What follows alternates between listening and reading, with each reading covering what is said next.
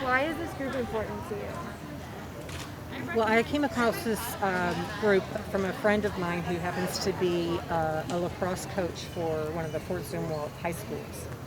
And he told me about the program, and he was instrumental setting up the Bravery Foundation back in 2015.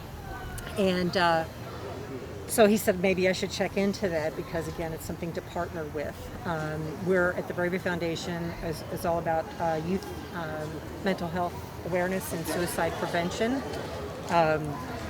So getting together with people like this. I lost my daughter in 2014. Her name was Avery. And I think the more you share your story with people, other people in the same situation, it's healing. And I think this whole group is about spreading awareness, just much like the Bravery Foundation, spreading awareness and letting people know that it's okay to talk about what you don't want to talk about. Do you think that the school districts could have helped these situations? I think school districts as a general needs to be more involved. And by it can be legislative. We did pass a law and signed by Governor Nixon in 2016 that mandated all Missouri public schools to provide suicide prevention training to their educators for professional development credit. It's not a mandate that the teachers take it, but it's a mandate that the schools provide it. So that's one little step.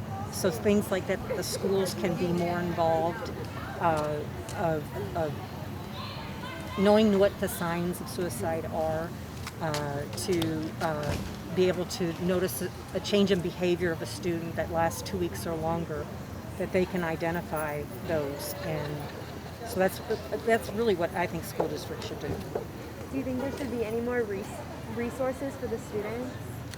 I'm not exactly sure what the resources are today. I know some school districts have beefed that up. I don't think it's ever an issue to say, well, I think we've got that covered. I think more is better. Why do you think it's important that we bring awareness? Well, there's still a stigma. The stigma is less than it was even when my daughter passed away in 2014. And that was one of the reasons why she didn't feel like she had a lot of people to talk to, because she was a perfectionist. She was a 4.4 GPA student, two-sport varsity athlete. So she was supposed to have it all together. And when she didn't, it made her feel less of a person. So I think by having these rallies and these events and handing out literature and talking to people, it gives those that are struggling the freedom to feel safe to say, hey, I'm not feeling so good. And then for the other person to say, hey, let's talk about this together, or maybe we'll go see somebody. And I think it's up to students too to take an active role in learning more about the signs of suicide and things that they can do to help.